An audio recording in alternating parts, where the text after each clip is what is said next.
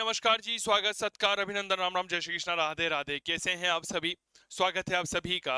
हमने काव्य क्लासेस कोटा के मोबाइल एप्लीकेशन पर औद्योगिक क्रांति पूरी तरह पढ़ ली है, विशेष तौर पर फर्स्ट ग्रेड पीजीटी के लिए जो बैच चल रहा है उसके अंतर्गत। और आज परिचर्चा कर रहे हैं मेरे दोस्त उस औद्योगिक क्रांति के कुछ महत्वपूर्ण प्रश्नों पर। ठीक है, तो आइए शुरुआत करते हैं आप और हम मिलकर के कुछ महत्वपूर्ण प्रश्नों के साथ, कुछ महत्वपूर्ण बातों के साथ। तो बिना किसी देरी के शुरू करते हैं। आवाज वगैरह सब कुछ क्लियर है? राधे राधे कांता जी, बहुत बहुत स्वागत। जितने भी प्यारे साथी जुड़े हैं सभी को नमस्कार। पूजा, दीपक, मुकेश, सरिता हमारे बीच में जुड़ चुके हैं। नीलेश विद्यार्थी हैं हमारे बीच में, बहुत अभिनंदन। जितने भी विद्यार्थी जुड़े हैं सभी को प्रणाम नमस्कार। ठीक है, चलिए मेरे प्यारे साथियों, वैसे तो यह क्लास ऐप पे चल रही है लेकिन यह क्लास यूट्यूब पर भी लाइव जाने वाली है, तो इस बात को थोड़ा सा ध्यान रखिएगा। ठीक है, चलिए पहला प्रश्न है, औद्योगिक क्रांति के परिप्रेक्ष्य में वाटर फ्रेम का जो आविष्कार है यह किसने किया था? कार्टराइट ने, व्हीटले ने, जॉन के ने, आर्कराइट ने। और अनुत्तरित प्रश्न है, वाटर फ्रेम का आविष्कार किसने किया था? बताएं। वाटर फ्रेम दिखता कैसा है? तो आप मेरे दोस्त इस बात को थोड़ा सा याद रखिएगा। मैं चूंकि आप लोगों को बता देता हूं, मैं जो भी चीज पढ़ाता हूं वह कहीं ना कहीं मेरे प्यारे साथियों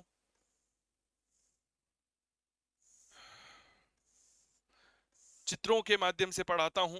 ये है वाटर फ्रेम, ये इस तरह से बना हुआ होता था वाटर फ्रेम। ठीक है, इमेजेस दिखा करके मैं बताया करता हूं। वाटर फ्रेम जो है यह आर्कराइट ने इसकी खोज की थी। किसने खोज की थी? आर्कराइट। मेरे प्यारे साथियों इस बात को समझिएगा, आर्कराइट। अब तरीका देखिएगा, आर्क, देखो आर्क है ना, आर्क से बना है अर्क। हम सूर्य भगवान को अर्घ देते हैं, नहीं देते? और अर्घ किसका दिया जाता है? जल का दिया जाता है। जल को अंग्रेजी में कहते हैं वाटर। तो मेरे दोस्त arc right water frame. Clear हो गई क्या बात? और कार्ट राइट, कार्ट का मतलब गाड़ी, और गाड़ी चलती है शक्ति से। कार्ट राइट ने आविष्कार किया पावर लूम का। क्या ये बात क्लियर हो गई? सर यह जो आर्क राइट है जो कि एक वाटर फ्रेम है, यह वाटर फ्रेम जल शक्ति से चलने वाली पहली मशीन थी। इसीलिए इतिहासकार फिशर महोदय ने औद्योगिक क्रांति की शुरुआत वाटर फ्रेम के आविष्कार से ही मानी है। क्या ये बात क्लियर हो गई क्या? चलिए बहुत अभिनंदन। इसके बाद अगला प्रश्न देखिएगा, निम्नलिखित में से किसने वाणिज्यवाद शब्द का पहली बार प्रयोग किया है? वाणिज्यवाद, Adam Smith, Alexander William Petty, Thomas Mun. अनुत्तरित प्रश्न है, वाणिज्यवाद शब्द का पहला प्रयोग किसने किया है? अब यहाँ पर आप ऑप्शन देखिए, ऑप्शन देख करके यूनिक प्रश्न लगाइए, या जो सबसे लोकप्रिय है वह आप यहाँ पर लगा सकते हैं। तो आप कहेंगे सर सबसे लोकप्रिय लग रहा है जी एडम स्मिथ। क्या लग रहा है? Adam Smith. ये एडम स्मिथ वही है जिसने वेल्थ ऑफ नेशन नाम की किताब लिखी है। बताएं कौन से नाम की किताब लिखी है? वेल्थ ऑफ नेशन नाम की किताब लिखी है। किसने लिखी है? यह लिखी है जी मेरे प्यारे साथियों एडम स्मिथ ने। क्या ये बात क्लियर हो गई? एडम स्मिथ ने ही मेरे दोस्त लेसेस फेयर पर बल दिया था। इसका मानना था कि आर्थिक विकास के लिए सब कुछ खुला छोड़ दिया जाना चाहिए। ओपन मार्केट का, मुक्त व्यापार का बहुत बड़ा समर्थक हुआ है कौन? Adam Smith. ठीक है, यह कहा करता था कि व्यापार वाणिज्य पर राज्य के नियंत्रण को व्यर्थ मानकर स्वतंत्र छोड़ने की नीति को अपनाया जाना चाहिए। क्या ये बात क्लियर हो गई? तो नाम याद रखिएगा एडम स्मिथ, इसकी किताब है वेल्थ ऑफ नेशन। अगला महत्वपूर्ण प्रश्न, the industrial revolution of the 18th century in England. एक महत्वपूर्ण पुस्तक के बारे में सवाल आया है। महत्वपूर्ण पुस्तक है अंग्रेजी की, the industrial revolution of 18th century in England. इसका लेखक अर्नोल्ड टाइनबी है, Stuart Mill, Maurice Dobb, David Thomson है। अनुत्तरित प्रश्न है, भाई साहब पढ़ाया है क्या? मैं ठीक कर रहा हूं क्या? फटाफट से क्लास को साझा करिएगा।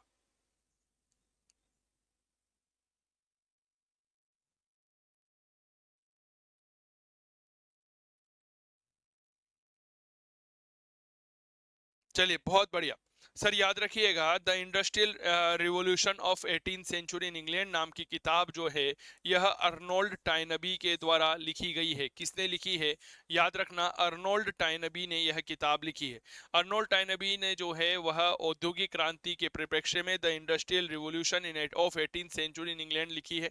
औद्योगिक क्रांति से तात्पर्य क्या है? घरेलू उत्पादन प्रक्रिया का स्थान जो है यह कारखाना प्रणाली ने ले लिया था। क्या यह बात क्लियर हो गई? यानी कि जो हमारा मानव जीवन था वह मानव श्रम पर आधारित था। औद्योगिक क्रांति की वजह से यह मशीनी श्रम पर आधारित हो गया था। क्लियर हो गई? चलिए इसके बाद अगला प्रश्न देखिएगा, कृषि उपकरण सीड ड्रिल का आविष्कार करने वाला जेथरो टल, लॉर्ड टाउनसेंड है, रिचर्ड रॉबर्ट है, कॉटन जिन है? अनुत्तरित प्रश्न है। सीड ड्रिल, सीड ड्रिल कैसी दिखती है ये मैं आपको दिखाता हूं। ये है सर सीड ड्रिल। बीज बोने की मशीन हुआ करती थी। इस मशीन में इस तरफ एक पहिया लगा हुआ होता था, हाथ से चलाई जाती थी। ठीक है, यह जो जगह होती थी यह मशीन में गड्ढा करने का काम किया करती थी और यहाँ से जो है बीज डाले जाते थे। बीज जो है वह नीचे जमीन में इंसर्ट होते जाते थे और ये जो पीछे पावड़ा जैसी आकृति लगी हुई है इसके द्वारा किए गए गड्ढे को भरने का काम यह किया करती थी। और यह जो व्यक्ति है इसका नाम आता है जेथरो टल। कौन नाम आता है? जेथरो टल। इस जेथरो टल ने बीज बोने की एक नई मशीन सीड ड्रिल का आविष्कार किया। इससे बीज निश्चित मात्रा में और व्यवस्थित रूप से बोया जाने लगा। बीज जो है याद रखिएगा, बीज जो है वह निश्चित मात्रा में बोया जाने लगा, निश्चित मात्रा में बोया जाने लगा, प्लस व्यवस्थित रूप से बीज बोने की जो शुरुआत है यह शुरुआत सीड ड्रिल के आविष्कार से हुई थी, जिसका आविष्कार जेथरो टल के द्वारा किया गया था। यह है सीड ड्रिल की मशीन। समझ में आ गई क्या? पहिया लगा हुआ है, पहिए से मशीन चला करती थी। ठीक है, यह वह मशीन है जो गड्ढा करने का काम करती थी, यह बीज बोने का काम कर रही है, यह इसे वापस कवर करने का काम कर रही है और यहाँ से जो है बीज डाले जा रहे हैं। और ये जेथरो टल भाई साहब है। भाई साहब बहुत बढ़िया आविष्कार किया है आपने, कुछ भी कहो, मशीन का मजा आ गया है। जेथरो टल भाई साहब, आप ही ने सीड ड्रिल बनाई थी ताकि बीजों को व्यवस्थित रूप से बोया जा सके। अरे क्लियर हो गई क्या मेरे वीरों? हैं वेरी गुड। अगला प्रश्न देखिए, मजा आ रहा है नहीं आ रहा? क्लास को शेयर करते चलिएगा। औद्योगिक क्रांति के दौरान सड़क निर्माण का नया तरीका निम्नलिखित में से किसने खोजा? Henry Cort, Charles Goodyear, Abraham Darby, McAdam? अनुत्तरित प्रश्न। सड़क निर्माण वर्तमान में भी इसी तकनीक के माध्यम से जो है वह सड़क बनाई जाती है। ये देखिए सर, ये है यूरोप में सबसे पहले जो सड़क बनाई गई थी उसका एक दृश्य। किस तरह से मिट्टी डाली गई है, मिट्टी के ऊपर मोटे मोटे पत्थर, फिर उसके ऊपर बारीक गिट्टी डाली जा रही है। यह सड़क निर्माण की तकनीक है। क्या ये बात क्लियर हो गई? और कहीं ना कहीं यूरोप के इतिहास में सबसे पहले शानदार सड़क निर्माण की तकनीक मकाडम के द्वारा खोजी गई थी। किसने खोदी थी? मकाडम। इसीलिए इसे मकाडम पद्धति कहा जाता है। बताओ भाई क्या कहा जाता है? मकाडम पद्धति के रूप में हम इसे याद करते हैं। आज भी वर्तमान समय में भी कहीं ना कहीं याद रखिएगा, सड़क निर्माण में मकाडम पद्धति का प्रयोग किया जाता है। कांता यहाँ पर अब्राहम डर्बी नहीं आएगा। अब्राहम डर्बी ने तो लोहे से संदर्भित क्षेत्रों में बहुत बड़े परिवर्तन किए थे। 3 डर्बी हुए हैं, प्रथम डर्बी, द्वितीय डर्बी और तृतीय डर्बी। क्या ये बात क्लियर हो गई क्या? चले साहब, इसके बाद अगला प्रश्न देखिएगा। अगला प्रश्न बहुत गजब का है। कौन सी मशीन वाटर फ्रेम और स्पिनिंग जेनी का मिश्रण थी? Flying shuttle, spinning mule, cotton gin, steam engine? और अनुत्तरित प्रश्न है। वाटर फ्रेम और स्पिनिंग जेनी जो है इनका मिश्रण हुआ करती थी। बहुत बढ़िया प्रश्न है।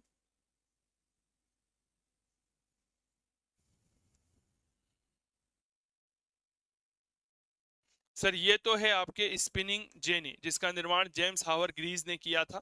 ठीक है, स्पिनिंग जेनी है यह। ये क्या है? ये है स्पिनिंग जेनी। ठीक है, इसके बाद जेम्स हावर ग्रीज ने इसकी खोज की थी। ये है आपके वाटर फ्रेम, जिसका रिचर्ड आर्कराइट ने यह खोजा था। ये क्या है? तो ये बात याद रखना, ये आ जाता है वाटर फ्रेम और इसको मिलाकर के जो बनाया गया है उसे हम कहते हैं म्यूल।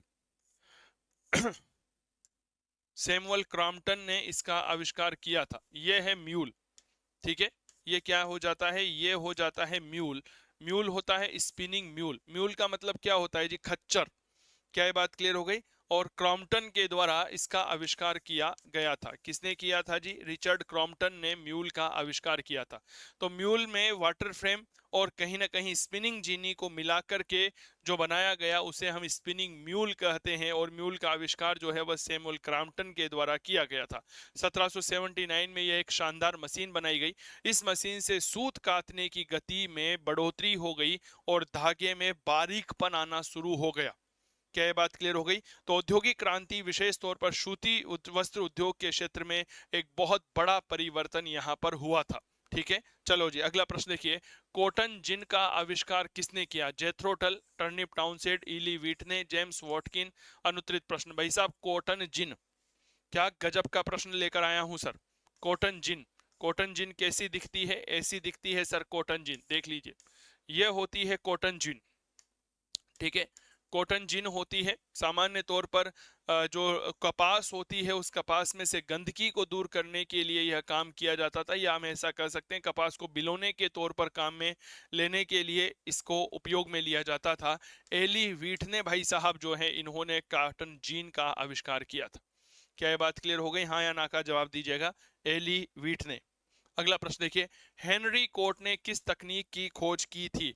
लोहे के शुद्धिकरण की तकनीक जिसे पडलिंग विधि कहते हैं, लोहे से इस्पात निर्माण की बेशेमर पद्धति, मजबूत सड़कों का निर्माण, वाष्प चालित नौका। और अनुत्तरित प्रश्न, हेनरी कोट ने किस तकनीक की खोज की है? बताओ। बहुत बढ़िया, सभी विद्यार्थी बिल्कुल सही जवाब दे रहे हैं, माफी चाहूंगा।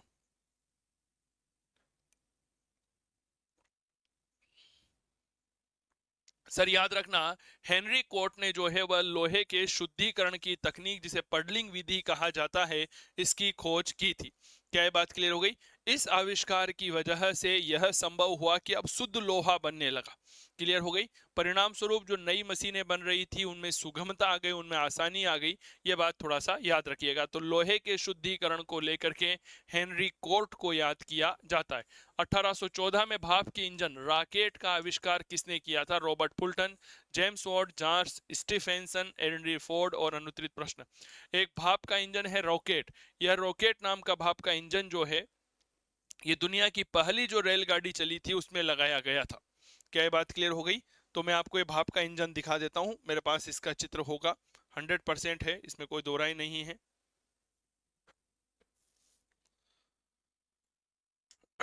अच्छा लगता है जब इमेजेस के माध्यम से इतिहास पढ़ते हैं, तो और अच्छे से चीजें जो है वह क्लियर होने लगती है। क्या मैं ठीक कर रहा हूं क्या? बताओ। सर ये है भाप का इंजन, जो कि किसने बनाया था? जॉर्ज स्टीफेंस ने बनाया था। यह है रॉकेट नाम का भाप का इंजन, और इसे लगाया गया दुनिया की पहली रेलगाड़ी जो चली थी वह कुछ इस तरह से चली थी।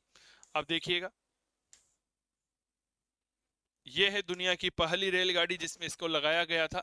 पूरा का पूरा इंजन ऐसे कैसे आपको नजर आ रहा होगा। ठीक है, इस तरह की दुनिया की पहली रेलगाड़ी चलाई गई थी, और यह जॉर्ज स्टीफेंस के इंजन, भाप के इंजन से बनाया गया था। अगला, निम्नलिखित में से कौन सा एक औद्योगिक क्रांति का परिणाम नहीं था?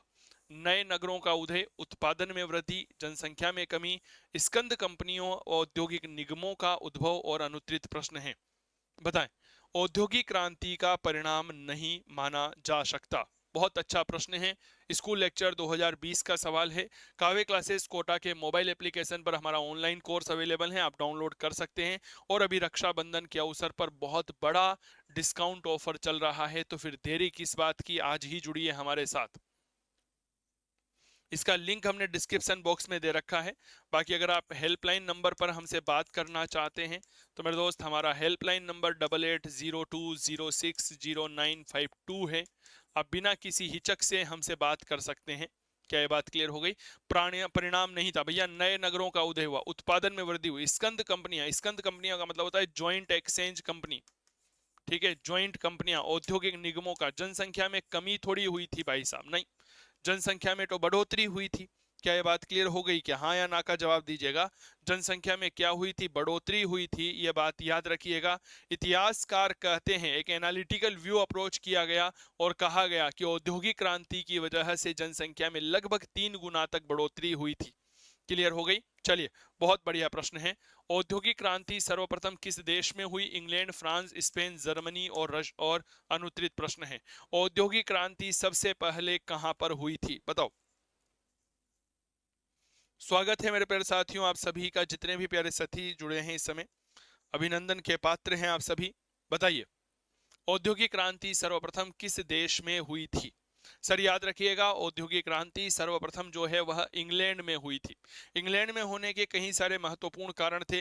पहला, इंग्लैंड एक मात्र राष्ट्र था, इसके बाद उपनिवेश थे, उपनिवेश की वजह से यानी कि बाजार बहुत था, पूंजी बहुत उपलब्ध थी, कच्चा माल उपलब्ध था, लोहे कोयले की खान थी, नौसैनिक सर्वश्रेष्ठता थी, राजनीतिक यहाँ पर हो चुकी थी, क्योंकि यहाँ पर एक शानदार क्रांति, ग्लोरियस रिवॉल्यूशन की वजह से संसदीय प्रणाली की स्थापना हो चुकी थी। क्लियर हो गई। चलिए अगला प्रश्न देखिए, वाणिज्यवाद में 3G से क्या आशय है? भाई साहब, जमाना 5G और 6G की बात कर रहे हैं, लेकिन उस समय यहाँ पर 3G हुआ करता था। गोल्ड, ग्लोरी, गोल्ड, गॉड, उपयुक्त सभी। बताओ 3G से क्या तात्पर्य है? बहुत बढ़िया प्रश्न है, कृपया जरूर साझा करिए इसका जवाब, ताकि आप और हम मिलकर के एक शानदार परिचर्चा यहाँ पर कर सके। सर याद रखिएगा, कहीं ना कहीं यहाँ पर गोल्ड भी है, ग्लोरी भी है, गोड भी है, यानी कि उपरोक्त सभी। ठीक है, 3G से तात्पर्य होता है गोल्ड, सोना, ग्लोरी यानी कि संपन्नता, और गॉड यानी कि ईश्वर। क्या ये बात क्लियर हो गई क्या? हाँ या ना का जवाब जरूर साझा करिएगा। तो मेरे दोस्त, यहां पर कहा जाता है उपयुक्त सभी। 3G, वाणिज्यवाद में 3G से यहां पर क्या तात्पर्य होता है? 3G में 3 महत्वपूर्ण चीजें शामिल की जाती है। गोल्ड एक शामिल किया जाता है, ग्लोरी और एक शामिल किया जाता है गॉड। अगला प्रश्न, औद्योगिक क्रांति का सूत्रपात सर्वप्रथम किस उद्योग से माना जाता है? सूती वस्त्र उद्योग, कृषि उद्योग, संचार उद्योग, सड़क परिवहन और अनुत्तरित प्रश्न है। औद्योगिक क्रांति का जो प्रारंभ है, सूत्रपात है, वह सबसे पहले किस उद्योग से माना जाता है? बताओ भाई साहब। औद्योगिक क्रांति ने समय समय पर सभी उद्योगों में योगदान दिया है ना। कृषि का मान लीजिए, सूती वस्त्र मान लीजिए, लोहा इस्पात मान लीजिए, परिवहन है, नई शक्ति है, संचार का क्षेत्र है, और कहीं सारी मूलभूत आवश्यकताएं हैं। लेकिन सबसे पहले औद्योगिक क्रांति कहां पर हुई थी? सभी में हुई है। सूती वस्त्र उद्योग में सबसे महत्वपूर्ण क्षेत्र में सबसे पहले परिवर्तन हुआ था। क्या ये बात क्लियर हो गई? कहा जाता है जैसे आर्कराइट ने वाटर फ्रेम का आविष्कार किया, तो फिशर महोदय कहते हैं कि साहब यह औद्योगिक क्रांति का श्री गणेश था। क्या ये बात क्लियर हो गई क्या? हाँ या ना का जरूर साझा करिएगा। अगला प्रश्न देखिए, हा कितना गजब का प्रश्न है। औद्योगिक क्रांति शब्द का सर्वप्रथम प्रयोग किसने किया है? Louis Blanqui, Toynbee, Karl Marx, John Stuart Mill. अनुत्तरित प्रश्न है। भैया, औद्योगिक क्रांति शब्द का सबसे पहले प्रयोग किसने किया है? बताओ।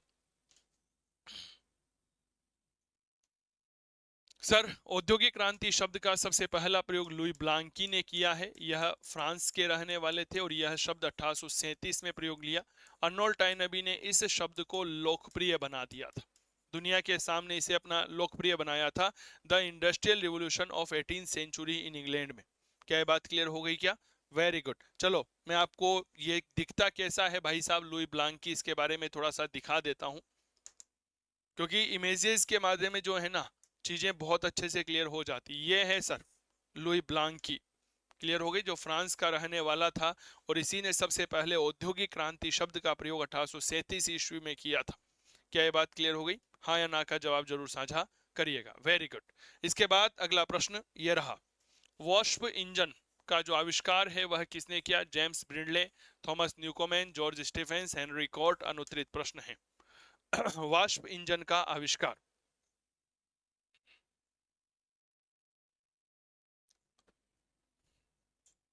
हमारे स्कूलों में सामान्य तौर पर पढ़ाया जाता है। जब प्रार्थना होती है ना, तो एक लड़का जो है जीके की किताब हाथ में लेकर के पढ़ना शुरू कर देता। पढ़ता क्या वैसा, वो तो किताब अखबार पढ़ रहा होता है। जब जेम्स वाट ने भाप के इंजन का आविष्कार किया था। भारत के पहले राष्ट्रपति doctor APJ doctor Rajendra Prasad थे। भारत के पहले प्रधानमंत्री पंडित जवाहरलाल नेहरू थे। औद्योगिक क्रांति का प्रारंभ इंग्लैंड से हुआ। औद्योगिक क्रांति का प्रारंभ सूती वस्त्र उद्योग से हुआ। फिशर महोदय ने वाटर फ्रेम के आविष्कार से औद्योगिक क्रांति का श्री गणेश मान। अरे मेरे दोस्त, इस बीच में कुछ गलत तथ्य आ गए। अब तक हमें जेम्स वाट पढ़ाया गया, गलत पढ़ाया गया। सर याद रखना, थॉमस न्यूकोमेन के द्वारा, जी हाँ आपने बिल्कुल सही सुना है, थॉमस न्यूकोमेन के द्वारा 1712 में सबसे पहले भाप के इंजन का आविष्कार किया गया था। थॉमस न्यूकोमेन का जो इंजन था यह खर्चीला था और उतनी क्षमता नहीं थी, परिणाम स्वरूप लोकप्रिय नहीं हो पाया। तो जेम्स वाट ने 1769 में इसमें परिष्कृत रूप प्रदान किया। क्या ये बात क्लियर हो गई? याद रखिएगा, जेम्स वॉट ने क्या किया? याद रखिएगा, थॉमस न्यूकोमेन के द्वारा बनाए गए भाप के इंजन का शुद्ध रूप हमारे सामने रखा, परिष्कृत रूप रखा।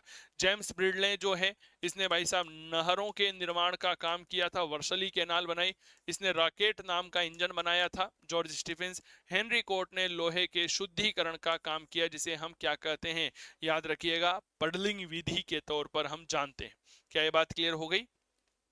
चलो जी, अगला प्रश्न देखिए, रबड़ के वलनीकरण की खोज करने वाला कौन था? रबड़ का वलनीकरण करने का तात्पर्य है मेरे प्यारे साथियों, रबड़ जो होता है ना, उस रबड़ को एक तरह से अगर मैं कहूं तो सशक्त कर देना, यानी कि सख्त बनाने की जो प्रक्रिया होती है। Charles Goodyear, Cyrus Field, James Ward, McAdam. अनुत्तरित प्रश्न। भाई साहब दो तो वैसे ही गलत हो गए, क्या मैं ठीक कर रहा हूं क्या? कौन कौन हो गए? जेम्स वाट और मकाडम। मकाडम ने सड़कें बनाई, जेम्स वाट ने भाप का इंजन, चार्ल्स गुडियर ने रबड़ के वल्नीकरण की खोज का काम किया था। अगला, स्वेज नहर का निर्माण किस फ्रांसीसी इंजीनियर ने किया? फर्डिनेंड दी लेस्पेस, sir Charles Goodyear, James bridal, ग्राम बेहल। अनुत्तरित प्रश्न है। स्वेज नहर जो है ना, यह बात याद रखिएगा, यह भूमध्य सागर को लाल सागर से जोड़ती है। ठीक है ना, ये बात क्लियर हो गई। और इसका निर्माण 1869, जब महात्मा गांधी पैदा हुए भारत में, तब यह हुआ था, किया गया था। और यह फ्रांस का एक इंजीनियर था, नाम था फर्डिनेंड दी लेस्पेस। स्वेज नहर के निर्माण से कहा जाता है कि एशिया और यूरोप की दूरी 1/3 ही रह गई थी। ठीक है। और 1956 में मिस्र के राष्ट्रपति हुए कर्नल नासिर, उन्होंने इसका राष्ट्रीयकरण कर दिया। यह बात थोड़ा सा याद रखिएगा।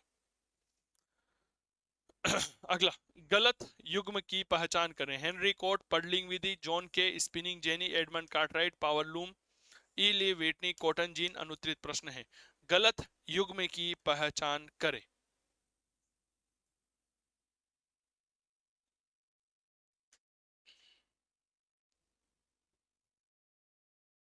सर देखो, हेनरी कोट ने पडलिंग विधि अभी थोड़ी देर पहले बताया, कार्टराइट, पावर लूम पहले प्रश्न में चर्चा की थी, Eli Whitney, cotton gin. John के जो है ना भाई साहब, इसने फ्लाइंग शटल बनाई थी। क्या बनाई थी? फ्लाइंग शटल बनाई थी। और स्पिनिंग जेनी का आविष्कार जो है, यह किसने किया था? तो यह स्पिनिंग जेनी जो महत्वपूर्ण है, इसका आविष्कार करने का श्रेय दिया जाता है जेम्स हावरग्रीस को।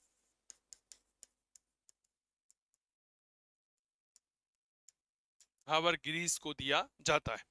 फ्लाइंग शटल कैसी होती है, यह शायद मैंने आपको बता दिया होगा, नहीं बताया तो कोई बात नहीं, अभी दिखा देते हैं। यह है सर फ्लाइंग शटल, देख लीजिए। यह है फ्लाइंग शटल, बहुत शानदार तरीके से काम किया करती थी। इसके बाद अगला प्रश्न देखिएगा, जो प्रश्न आप लोगों के लिए बहुत उपयोगी है। प्रश्न क्या है? 18वीं सदी के दौरान ब्रिटिश आर्थिक विकास का वर्णन करने के लिए किसने औद्योगिक क्रांति शब्द को लोकप्रिय बनाया था? Karl Marx, Max Weber, Arnold Toynbee, Robert Owen. अनुत्तरित प्रश्न है।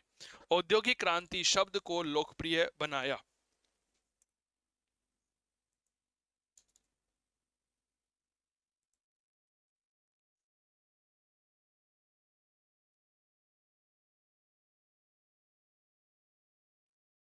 औद्योगिक क्रांति जो शब्द है, इसे लोकप्रिय बनाने वाला कौन था? मैंने पहले कहा सर अर्नोल्ड टाइनबी है जिसने इसे लोकप्रिय बनाया था। क्या ये बात क्लियर हो गई? अर्नोल्ड टाइनबी जो है, इसके द्वारा इसे लोकप्रिय बनाया गया था, इस बात को थोड़ा सा याद रखिएगा। अगला प्रश्न, और पहली बार औद्योगिक क्रांति शब्द का प्रयोग लुई ब्लांकी के द्वारा 1837 में किया गया था। 1785 में पावर लूम का आविष्कार किसने किया था? क्रॉम्पटन, एडमंड कार्टराइट, सर एटनी, हावरग्रीज। और अनुत्तरित प्रश्न है, बताएं। पावर लूम का जो आविष्कार है 1785 में किसने किया था? देखो, दो नाम आते हैं, हमेशा विद्यार्थी कंफ्यूज रहता है भाई साहब, आर्क राइट और मेरे दोस्त कार्टराइट। मुझसे कई बार विद्यार्थियों ने यह बात कही, पिछली बार जब कॉलेज लेक्चर का पेपर हुआ था ना राजस्थान में भी, 2-3 महीने पहले, ठीक है, तो वहां पर भी कुछ उस बैच में भी कई सारे विद्यार्थी पूछते थे कि भैया इनमें बहुत कंफ्यूजन रहता है सर, हम क्या करें। मैंने कहा भैया देखो, आर्क है ना, अर्क किसे दिया जाता है? सूर्य को दिया जाता है। क्या दिया जाता है? अर्क। जेठालाल देता है ना अक्सर, तो भाई साहब इसीलिए सूर्य जो है इसे अर्क दिया जाता है। अर्क का मतलब होता है जल, जल को अंग्रेजी में कहते हैं वाटर। तो मेरे दोस्त आर्क राइट ने बनाया वाटर फ्रेम। क्या ये बात क्लियर हो गई? आर्कराइट ने क्या बना दिया? Water frame. कार्ट, कार्ट का मतलब होता है गाड़ी, ठीक है। कार्ट का मतलब क्या होता है? गाड़ी। गाड़ी चलती है किससे? पावर से। तो आर्कराइट के सॉरी कार्टराइट ने बना दिया पावर लूम, ठीक है। तो एडमंड कार्टराइट ने क्या बनाया था? पावर लूम बनाया था।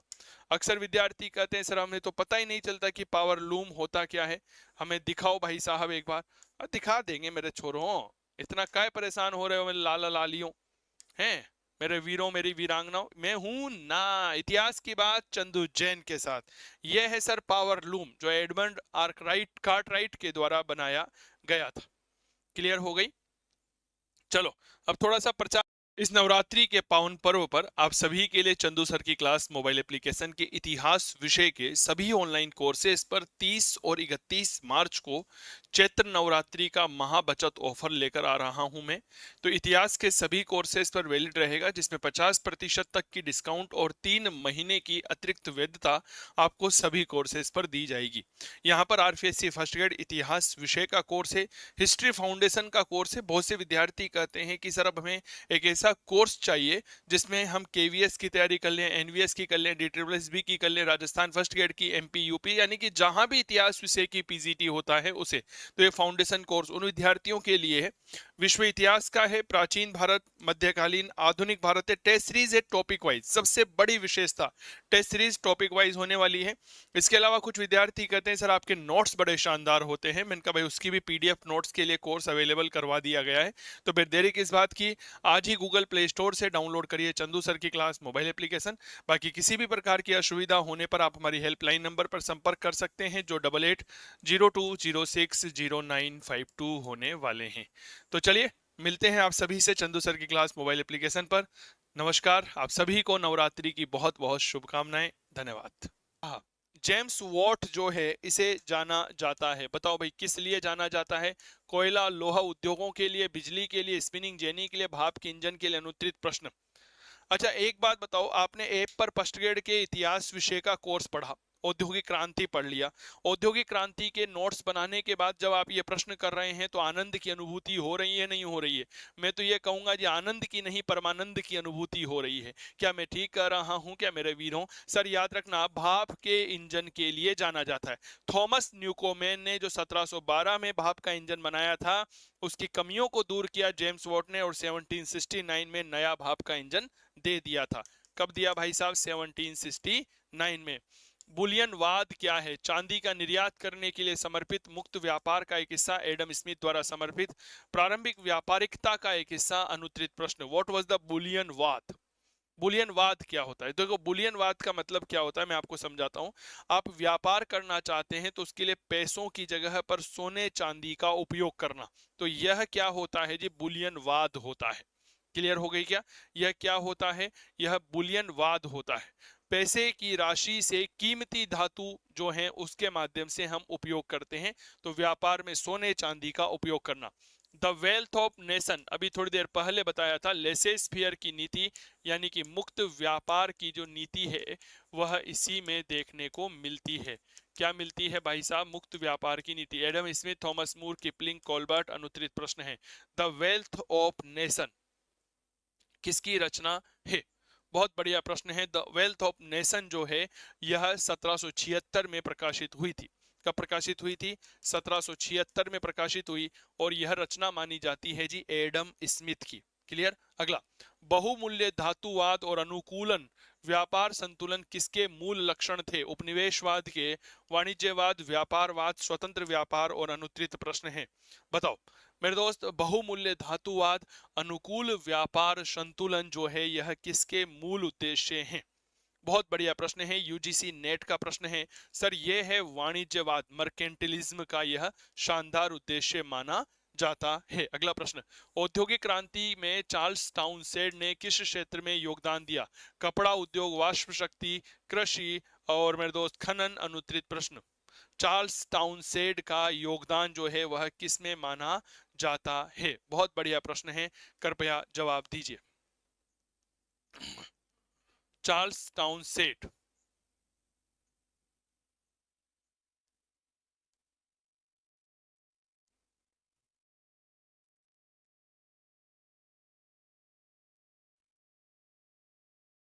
चार्ल्स टाउनसेंड का जो संबंध है वह माना जाता है।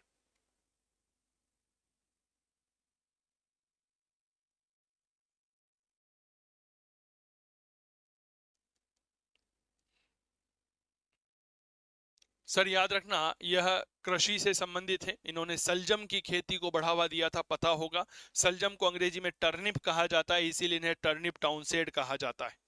क्लियर हो गई? चलिए बहुत बढ़िया। अगला प्रश्न, सूती वस्त्र उद्योगों के क्षेत्र में निम्नलिखित आविष्कारों को पहले से शुरू करते हुए अंत तक लेकर जाइए। जेम्स हावरग्रीज स्पिनिंग जेनी, जॉन के फ्लाइंग शटल, सैमुअल क्रम्पटन का म्यूल, रिचर्ड आर्कराइट का वाटर फ्रेम। यहाँ पर कुछ आविष्कार दे रखे हैं। क्या ये बात क्लियर हो गई? अब आपको यहाँ पर बताना होगा कि कहीं ना कहीं कौन सा आविष्कार जो है वह कब हुआ। जेम्स हारग्रीज ने जो है स्पिनिंग जेनी, जॉन के ने फ्लाइंग शटल, सैमुअल क्रॉम्पटन ने म्यूल और रिचर्ड आर्कराइट ने वाटर फ्रेम। अब मैं अगर चर्चा करता हूं तो जेम्स हारग्रीज ने स्पिनिंग जेनी जो है वह 1764 में खोजी थी। जॉन के ने फ्लाइंग शटल 1733 में खोजी थी। क्या मैं ठीक कह रहा हूं? इसके बाद एक नाम आता है सैमुअल क्रॉम्पटन, 1779। इसके बाद रिचर्ड आर्कराइट ने वाटर फ्रेम 1769। अरे मेरे प्यारे साथियों, कैसे भूल जाते हो कि वाटर फ्रेम और जेनी को मिलाकर ही तो म्यूल बनाया गया था। तो म्यूल तो ए और डी के बाद आएगा, है ना, यानी कि सी जो है वह ए और डी के बाद आएगा, तो ये तो हो ही नहीं सकता।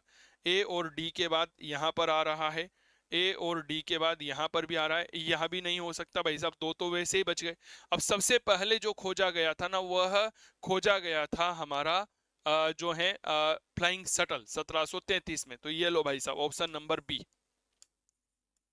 क्लियर हो गई क्या? तो देखिएगा, जॉन के का फ्लाइंग शटल 1733, फिर जेम्स हावरग्रीज का स्पेनिंग जेनी 1764, रिचर्ड आर्कराइट का वाटर फ्रेम 1769, सैमुअल क्रॉम्पटन का 1779। क्या ये बात क्लियर हो गई क्या?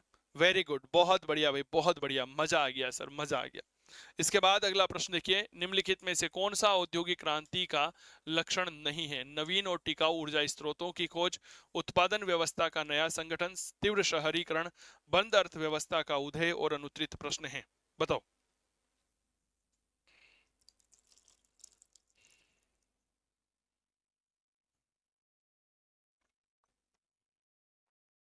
बताइए, औद्योगिक क्रांति का लक्षण नहीं है।